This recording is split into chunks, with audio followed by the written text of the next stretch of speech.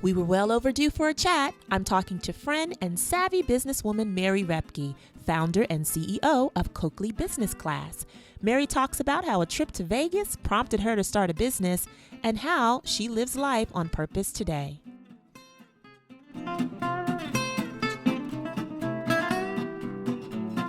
So Mary, it's so good to see you, first of all. Same here. I mean, I had to go back into my email. I'm so glad you did.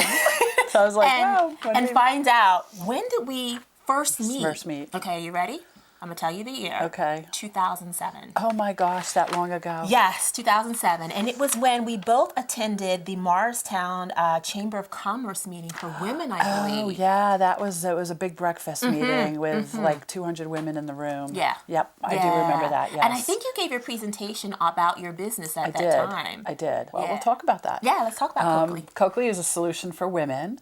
It started when I took an airplane flight, a business trip after 9/11, and because I didn't want to go through the security hassles that were first implemented after 9/11, I decided to travel to Vegas in a carry-on bag and my laptop bag and my handbag. I got to the airport, they informed everybody, although it only affected women, was the 2-bag carry-on limit, and because we have a third bag called a handbag, almost every businesswoman there was checking her roller bag because of the laptop bag, handbag. So, and they were all incensed. We were like outraged because it was more like, what do you mean? That man's getting on with his suitcase and his laptop bag. And it really got down to when I got on the plane, after we realized that they brought out armed guards and it wouldn't be good to get arrested. How are you going to explain that to your boss over your handbag? We got on the plane and went on our business trip. But on the trip, I was really very angry and I'm a product manager or product developer by trade. That's what I've been doing up to that point. Right. So I was like, this isn't about this new rule. Right. It's about women's business bags. To that point had been a color version of a male briefcase, or technology came about and everybody had that big black laptop bag. Yes, I remember. And so if women are 50% of the workforce, why aren't our needs being met? Because our needs are different. So anyway, I spent my trip writing a survey, a simple survey, just yes and no questions, but everything I would need to know if I wanted to make the perfect bag.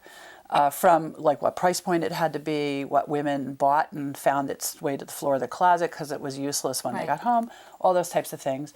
And when I got to the business office, and I talked to all the women around me on the plane because I was trying to kind of get at what were their pet peeves. Right. And, long story short, by the time we landed in Vegas, I took my USB drive to the business center, had them print me 500 copies of my survey, handed it out to 500 women in baggage claim because we were there for hours, and got all the surveys back before I left the airport. And I'm like, ooh, wow, this is a market opportunity. It is, I heard you tell this story back in 2007, and it still just does something to me to hear you tell it again. Because, if you were ever a business student like myself and you learn about, marketing and surveying before you start your business. Is there a market for this? Absolutely. And I was like, did she just do all the 4 Ps of like a marketing class?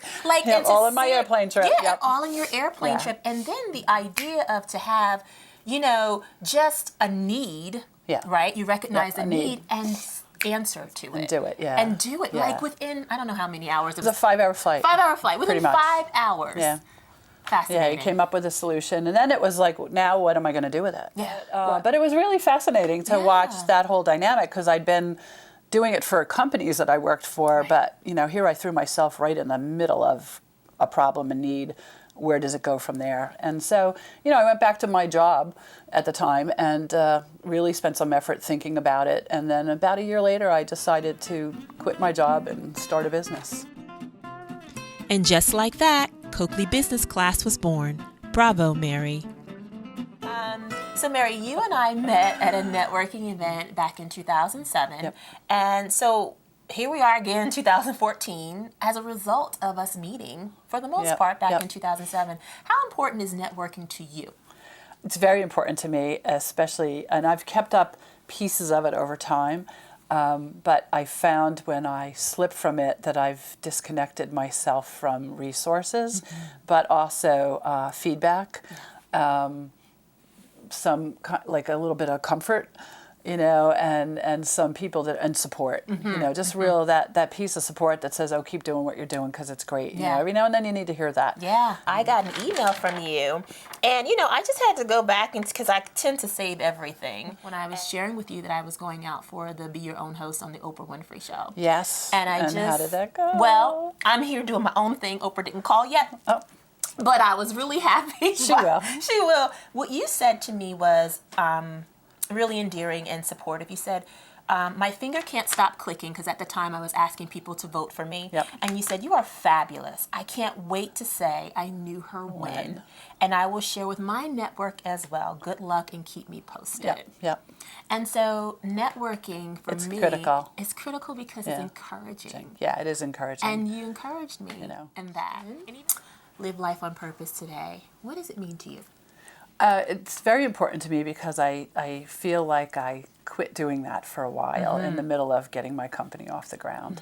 And I'm not going to go into all those boring details, but when the recession hit, it kind of, you know, made me have to change course. Yeah. And I was at a position where I was climbing and then expecting to make some life decisions at that time, and then I couldn't more for various reasons. So all of a sudden, like 6 years later, I just woke. I'll never forget this moment. I woke up on New Year's Day and I went, I can't keep living like this. I have to. I'm not taking care of my part of my life. I'm taking care of the business, but I'm not taking care of me. I can't keep doing this. And I made a decision that day that I needed to change where I lived. I needed to take care of me, put myself back up at the top of my list, because the business and everything to do with the business was at the top of my list. Coakley Bags was in a good place, but we were in a survive the recession place. I dove into saving it. And I succeeded, but at the expense of me. I was just like, okay, I'm not taking care of me.